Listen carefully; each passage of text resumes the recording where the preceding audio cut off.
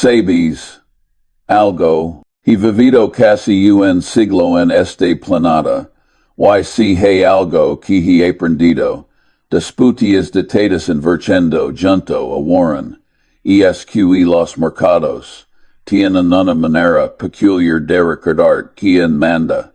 De James contart una historia que nunca olvido. Una historia que me ha salvado malones de titulares y que podrá salvarte. A ti también en era, 1973. Tienda u unos 49 años. Warren y yo levábamos aos trabajando juntos. Habíamos comprado si, candies tenemos Berkshire funcionando bien. Y de repente, el mercado empezó a caer. No fue una caída cualquiera, te lo digo, fue una masacre. Las acciones cayeron menos del 50%. Empresas que parecen ensidlidas, como rocas se desplomaron. Y sabes cuarjísimos, Warren y yo, compramos MIDs pero equivían lo interesante. Y presta mucha atención porque esto es lo que separa a los inversores exitosos de los que pierden todo. Antes de esa etapa, yo había estado observando en mero aspect pífico que me inquietaba. Era la relación entre el valor total del mercado de valores y el producto interno bruto del país. Cuando ese número superaba el 120%, empezaba a sentir esa sensación incómoda en el estómago. ¿Conoces esa sensación? Esa que te dice que algo no está de bien aunque todos a tu alrededor están celebrando y ganando dinero. DTJ me explicar esto de una manera que puedas entenderlo realmente. Imagina que tienes un pueblo cualquiera, y ese pueblo produce bienes y servicios por valor de digamos 100,000 $, aleo, eso PIB, su producción real. Ahora imagina que las acciones de todas las empresas de ese pueblo, juntas, valen $120,000, o $150,000, o incluso $200,000. Ves el problema. Estás pagando mucho más por las empresas de lo que realmente pueden producir. Recuerdo que en los años 60, cuando empecé con mi propia sociedad de inversión, este ratio rara vez superaba el 80%. La gente era más conservadora. Entonces, habían vivido la Gran Depresión. Recordaban lo que significaba perderlo todo. Pero con el tiempo, esa memoria se fue desvaneciendo. Las nuevas generaciones llegaron al mercado sin cicatrices, sin miedo, y empezaron a pagar precios que me parecen demenciales. Sabes cuando decidí que necesitaba tener esta regla clara en mi mente.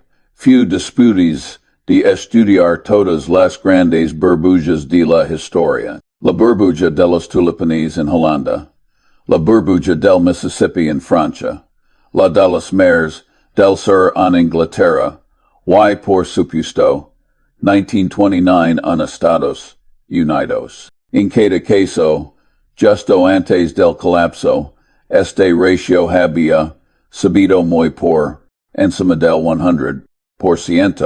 En 1929, llegué casi al 90%, y mira lo que pasé después, 4 años de caída brutal. Te voy a contar algo que me abuelo, cuando yo en Omaha, el perdí todo en el crack del 29 todo. Me dijo algo que nunca he olvidado. Me dijo Charlie, cuando todos estiven comprando porque los precios suben. Y es el momento de tener Mucho cuidado. Cuando tu zapatero te de consejos sobre acciones. Cuando tu peluquero te habla de sus inversiones. Cuando tu vecino presume de si tu ganto gantin esta semana en la bolsa. Es cuando tienes que empezar a preocuparte seriamente. YDC James, diserte algo menos. No es solo tenerla. Es tenerla disciplina para segurarla. Aja liesti la verdadera dificultad. Por cuando ese ratio sube por encima del 120%, usualmente significa que el mercado est en euforia. Todo el mundo está ganando dinero. Tus amigos están ganando dinero. Los vecinos están comprando casas en manes grandes. Autos membides caros. YTTCs. Sigues mi consejo. Estás vendiendo. Saliendo del mercado. Acumulando efectivo. Te van a llamar tonto. Te van a decir que estés dejando pasar oportunidades. Te van a mostrar gráficos que demuestran que esta vez es diferente. Pero doce James decirte algo con absoluta certeza. Disputes de casi un siglo viviendo y de seta aos, invirtiendo, nunca es diferente. Nunca es diferente. Nunca la naturaleza humana. No cambia. La codicia no cambia. El miedo no cambia. Y los matemáticas definitivamente no cambian. Si el mercado vale un 150% del PIB, eventually, esto es inevitable como la gravedad, tiene que volver a niveles razonables. Cuando vuelve, no lo hace suavemente, lo hace con violencia, con pipánico, con gente saltando por las ventanas metafóricamente, hablando, ahora, por qui, específicamente, el 120%. Buena pregunta. Déjame explicar mi razonamiento. He estudiado los datos de manos de cientos, en periodos normales, saludables, este ratio se mantiene entre el 50 y el 80%. Cuando liga al 100%, ya estamos en territorio de preocupación significa que el mercado está ficotizando a la par con toda la produce en económica del PS. Cuando pasa del 120%, históricamente, estamos en el de peligro extremo. Cuando llega al 150 o 180%, como PSC en LAO 2000 con las.com. Bueno, allá sabes que viene un desastre monumental. Recuerdas LAO 2000. Yo estoy perfectamente. Warren yo susta. Warmos los tipos. Impopulares de Wall Street. Todo el mundo compraba acciones de Internet que no tienen ganancias. Que no tienen ingresos reales. Algunas ni siquiera tenían un plan de negocio coherente. El ratio mercado PIB estaba, por las nubes, creo que leg, cerca del 150%. La gente nos deja que warmos. Viejos que no entendemos la nueva economía que las reglas habían cambiado. Yo me acuerdo sentado en mi oficina en Los Angeles, mirando esos números, diciendo a Warren por teléfono, Warren, esto va a terminar. Él me respondí lo sin Charlie, pero no sabemos exactamente shindo, esa es la parte difícil. Verdad. Puedes saber que algo va a colapsar, pero no sabes si cerciones, mises on das ellos, mientras tanto, los locos siguen ganando dinero, te pareces el idiota. Pero entonces leí el 2001, luego el 2002, Y esas acciones de internet que cotizaban 100 de titulares caeron a 5 de titulares, a 2 de titulares, muchas a 0, empresas completas desaparecieron. Gente que había ganado malones, en papel lo perdi todo ymis pork. Muchos habían pedido prestado para invertir SVA personas perder sus casas, sus ahorros de toda la vida. Su jubilasis en y todo pork. No prestaron atención a ESE den mero. A ESA simple relación matemática entre el valor del mercado y la producción real de la economía. Ahora, déjame darte algo de contexto histórico adicional. Después de la Segunda Guerra Mundial, en los años 50 y 60, este ratio era muy bajo, a menudo por debajo del 50%, por corcus. Porque la gente recordaba la depresión, recordaba las guerras, tenía miedo, y ese miedo las mantiene conservadores. Los precios de las acciones eran razonables. Podías comprar empresas excelentes por 8 o 10 veces sus ganancias. Así fue como Warren empezó a hacer su fortuna, comprando INES en torno de pesimismo. Pero con el tiempo, a medida que las nuevas generaciones entraban al mercado, ese miedo se fue disipando. Para los años 80 y 90, tenemos toda una generación de inversores que nunca ha visto un verdadero mercado bajista prolongado. Y cuando no has sentido el dólar, no respetas el riesgo. Y es como un niño que nunca se ha quemado tocando la dastafa. No entiende por sus padres. Le dicen que tenga cuidado, y acorde este otra cosa.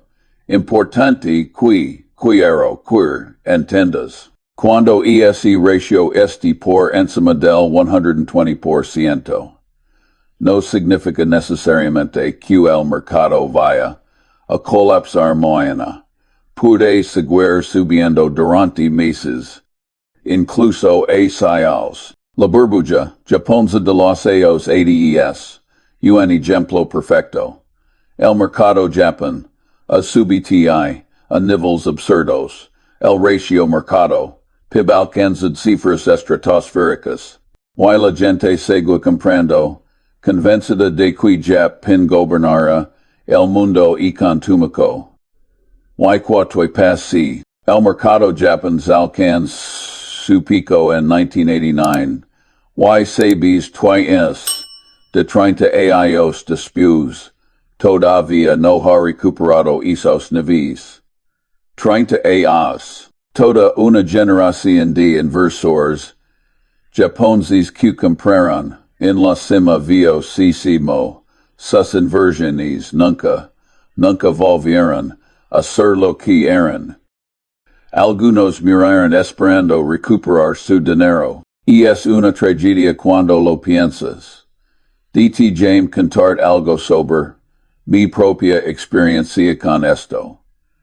En mi sociedad de inversión que manejé desde 1962 hasta 1975, tenemos una regla muy clara. Cuando no encontramos buenas oportunidades a precios razonables, devolvemos el dinero a los inversores. Suena simple, verdad, pero casi nadie lo hace. La mayoría de los gestores de fondos quieren mantener todo el dinero invertido todo el tiempo, porque se cobran sus comisiones. Pero eso es poner sus inercies antes que los tuyos. En 1973 y 1974, cuando el mercado se desploma, yo tenía efectivo porque había vendido cuando los precios estaban altos, cuando ese ratio que te menciono estaba muy elevado. Y con ese efectivo, pude comprar empresas maravillosas, a precios de ganga. Esos dos años fueron algunos de los emotes rentables de mi carrera, no por fora un genio, sino por tuve la disciplina de vender cuando los demás compraban. Y comprar cuando los dems vendían, sabes cuál es el mayor enemigo del inversor. No es la economía, no son las tasas de interés, no es la inflación, es tu propia psicología, es tu tendencia a hacer lo que hacen los demás, es tu miedo a perderte algo bueno, es tu codicia cuando ves que otros tienen ganando dinero. Controlar esas emociones, esa es la verdadera clave del sitio ane inversión y equidiste de la iron. A la regla del 120% no es complicada. No necesitas un doctorado en economía para entenderla. No necesitas algoritmos complejos ni computadoras sofisticadas. Solo necesitas saber dos números, el valor total del mercado de valores, y el PIB del país y disputas, dividir uno entre otro. Un niño de días, ayos padre a hacerlo, pero casi nadie lo hace, o si lo hacen, ignoran lo que les dice, porque de gente ignora cielas, tan claras, te lo voy a decir. Queremos creer que esta vez es diferente. Queremos creer que hemos encontrado el camino, la riqueza. Queremos creer que podemos seguir bailando hasta el último segundo antes de que acabe la música. Pero dichem decirte algo que aprendí de Benjamin Graham, mi mentor intelectual junto con Warren. El mercado es como un pipa indulo que oscila constantemente, entre el optimismo insostenible, y el pesimismo injustificado, y la mayor parte del tiempo está en uno de esos dos extremos. No en el medio racional. Ahora, habemos de hacer cuando ese ratio supera el 120%. Porque esa es la pregunta por escíctica, verdad. No basta con saber cuando, necesitas saber si emo protegerte. Y mi respuesta es simple, tal vez demasiado simple para el gusto de muchos.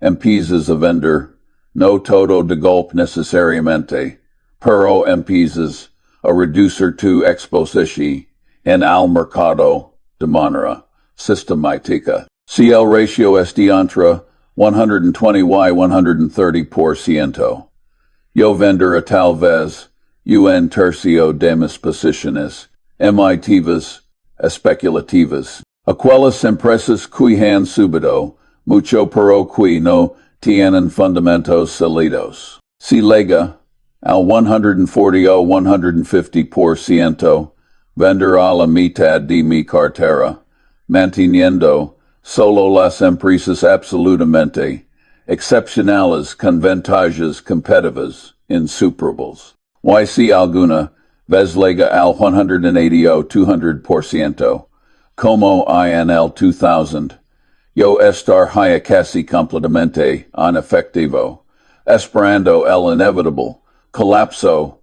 Y sin lo que estáis pensando. Y estáis pensando, pero Charlie si vendo, y el mercado sigue subiendo, voy a perder ganancias. Y tienes razón podrás perder algunas ganancias adicionales. Pero déjame preguntar algo, ¿cuál te prefieres? Perderte un 20% de ganancias adicionales, o perder un 50 o 60% de tu capital cuando ligue el colapso. Para mí la respuesta es obvia. Recuerdo una conversación que tuve con Warren Hayes. Muchos ensayos le dije Warren. La regla en mero.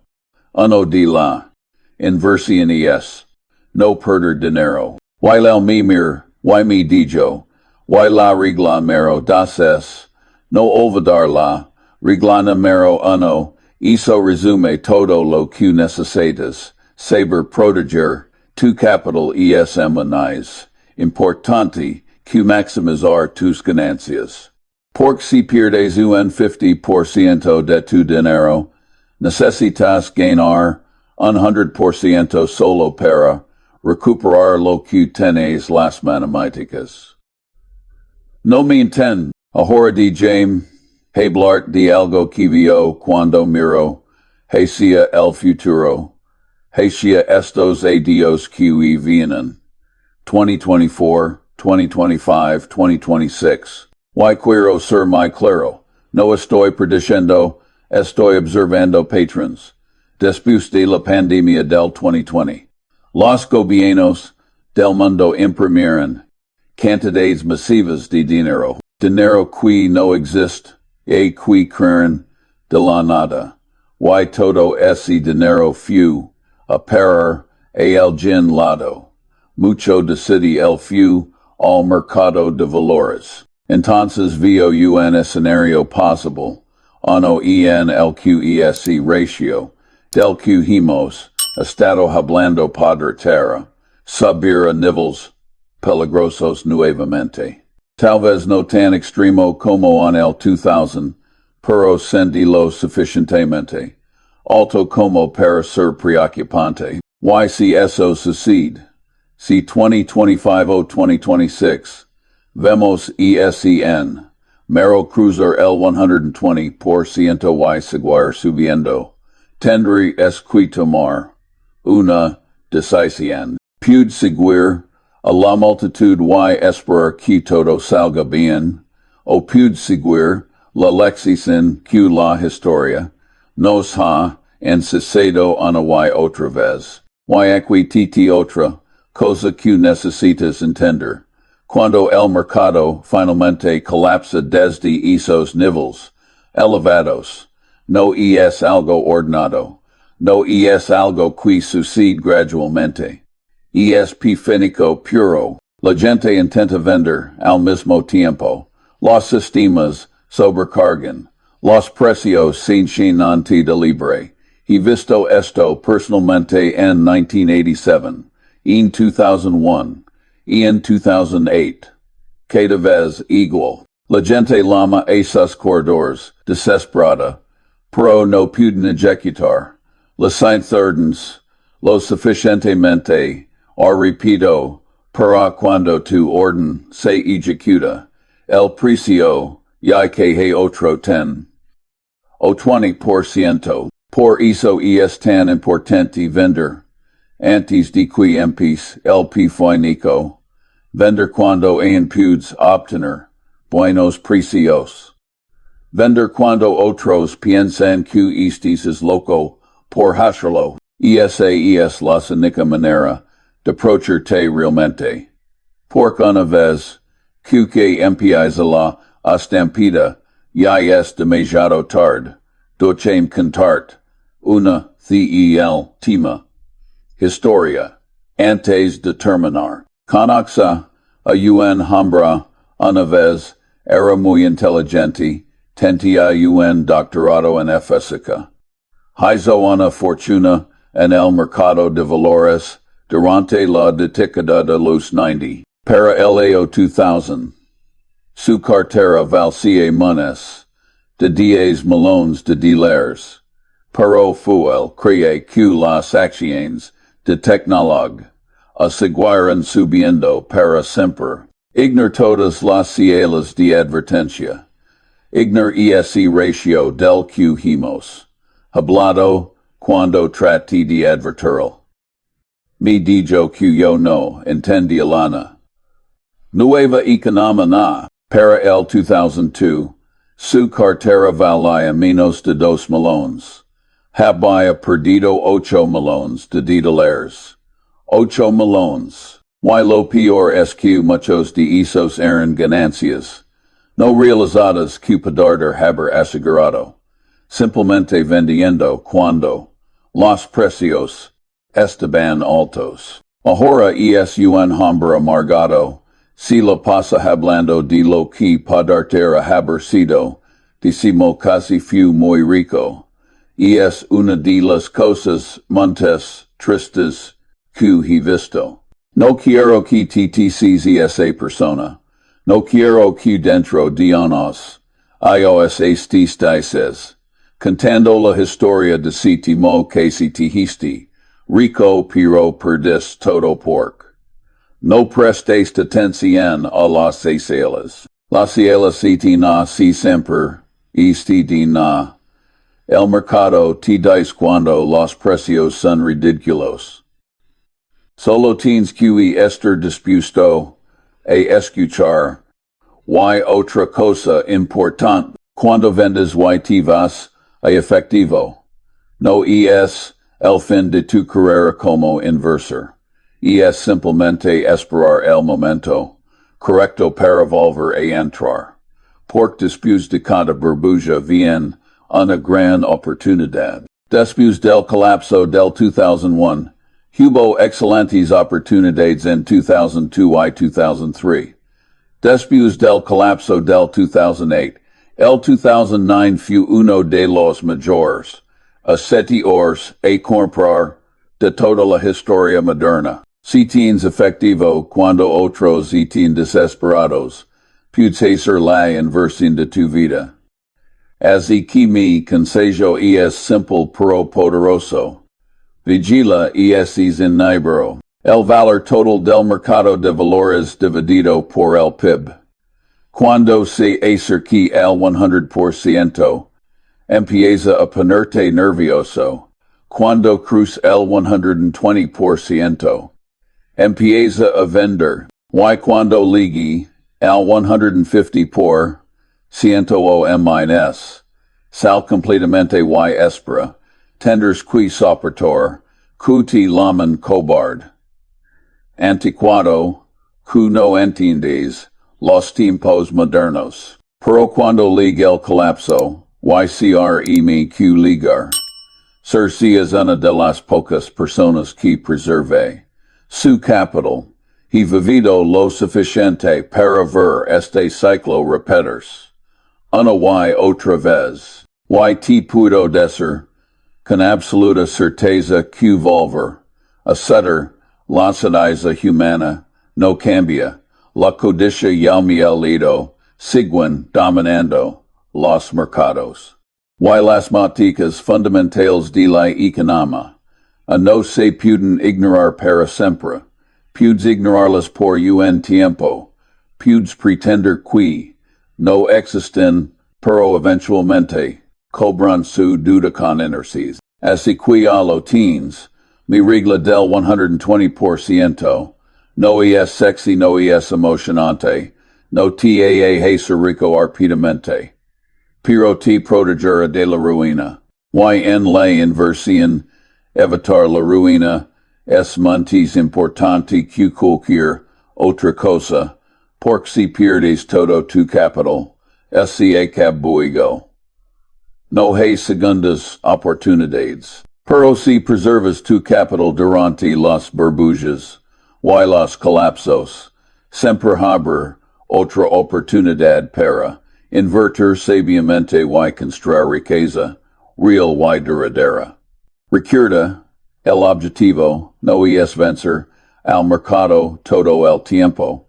El objetivo es sobrevivir lo suficiente para aprovechar las grandes oportunidades cuando se presenten. Y esas oportunidades siempre vienen después de que todos los dem han perdido su capital siendo codiciosos. Si paciente, si disciplinado, y sobre todo, si te honesto contigo mismo sobre lo que realmente valen las cosas, eso es todo lo que se necesita para tener. Cito en este juego, a largo plazo.